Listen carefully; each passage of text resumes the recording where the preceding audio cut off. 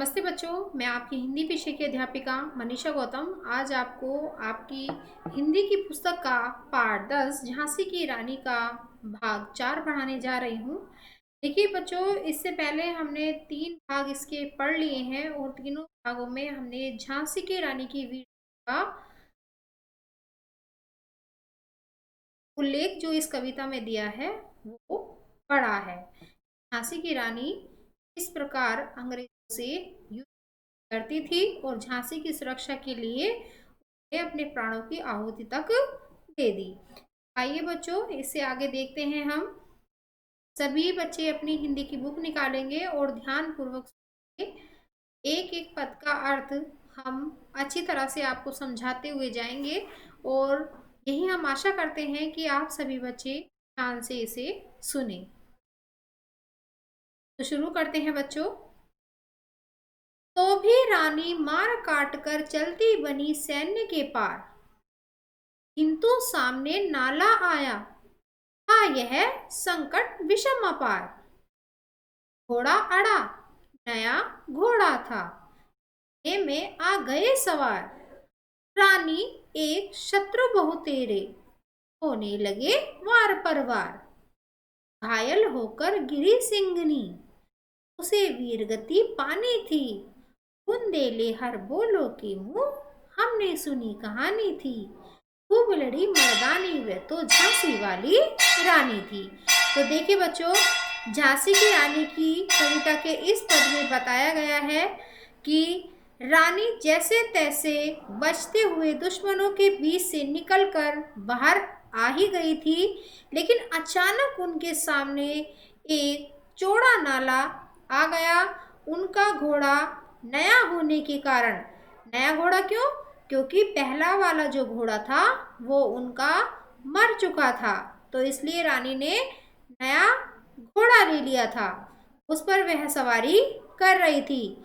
तो आगे क्या देखती हैं कि उनके सामने अचानक से एक चौड़ा नाला आ गया। चौड़ा नाला आ जाने के कारण वह उसे पार नहीं कर पाए, क्योंकि जो नया घोड़ा था वह उसे पार नहीं कर सका और वहीं ठहर गया। बस यही शत्रुओं ने मौका देखकर अकेली रानी पर कई वार किए और झांसी की रानी ने यहीं अपनी अंतिम सांस तक लड़ते हुए वीरगति प्राप्त कर ली। आगे चलते हैं बच्चों।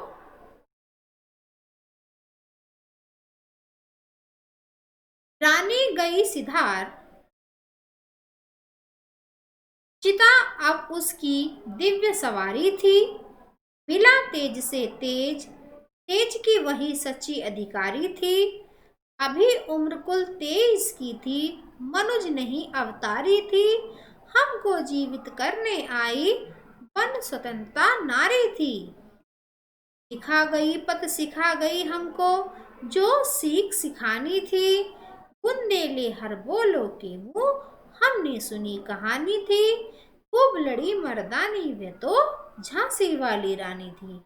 तो देखिए बच्चों, झांसी की रानी के इस पद में यहाँ रानी की दिव्यता का वर्णन है कि रानी किसी दिव्य रूपी देवी से कम नहीं थी। रानी अब परलोक सिधार चुकी थी, वह वीर गति को प्राप्त हो चुकी थी, परंतु उनके चेहरे पर सूरज के जैसी चमक छाई हुई थी। उनकी उम्र केवल 23 साल थी जब रानी वीर गति को प्राप्त हुई। इतनी छोटी सी उम्र में वह एक अवतारी नारी की तरह आकर हम सभी देशवासियों को जीवन का सही मार्ग दिखा गई थी। क्रांति की चिंगारी का बीज सही मायनों में उन्होंने ही देशवासियों के मन में बोया था।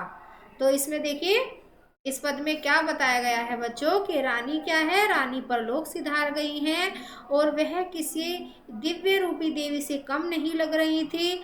उनके मुख से क्या था, तेज झलक रहा था और तेज की वही सच्ची अधिकारी थी। जिस समय वह वीर गति को प्राप्त हुई उनकी उम्र केवल 23 साल थी और 23 साल की थी और वह मनुज, यहाँ पर मनुज आया है बच्चों, तो मनुष्य से तात्पर्य यहाँ पर मनुष्य से है कि वह किसी अवतारी मनुष्य की तरह थी जिन्होंने हमें स्वतंत्रता प्राप्ति में हमारी सहायता की।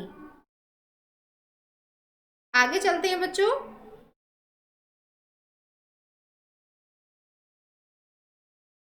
जाओ रानी याद रखेंगे हम कृतज्ञ भारतवासी, यह तेरा बलिदान जगावेगा स्वतंत्रता अविनाशी। होवे चुप इतिहास लगे सच्चाई को चाहे फांसी, हो मदमाती विजय मिटा दे गोलों से चाहे झांसी। तेरा स्मारक तू ही होगी, तू खुद अमिट निशानी थी, बुंदेले हर बोलो की मुँह हमने सुनी कहानी थी, खूब लड़ी मर्दानी वे तो झांसी वाली रानी थी। तो देखिए बच्चों, कविता के इस पद में क्या बताया गया है। यहाँ लेखिका कहती हैं कि रानी का यह बलिदान सभी देशवासी हमेशा याद रखेंगे, चाहे दुश्मन अपनी वीरता का परचम लहरा रहा हो या फिर वो अपनी तोप के गोलों से झांसी को ही मिटा क्यों ना दे, लेकिन झांसी की रानी लक्ष्मीबाई हमारे मन में हमेशा बसी रहेगी।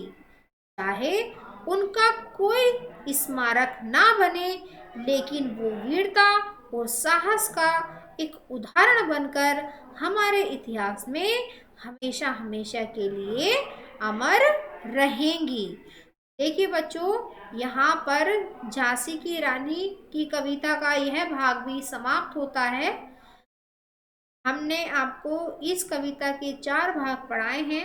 हम आशा करते हैं कि सभी बच्चों के ये भाग अच्छी तरह से समझ में आ गए हों। देखिए बच्चों, यह पाठ हमारा, यह कविता हमारी यहीं समाप्त होती है। अब आप क्या करेंगे, इस कविता को अच्छे से 2 बार और पढ़ेंगे और इसके अर्थ की जितनी भी हमने अभी तक वीडियो बनाई हैं वो ध्यान पूर्वक देखेंगे और इस कविता को भली प्रकार से समझेंगे। ठीक है बच्चों, तो यह वीडियो हमारा यहीं समाप्त होता है। धन्यवाद।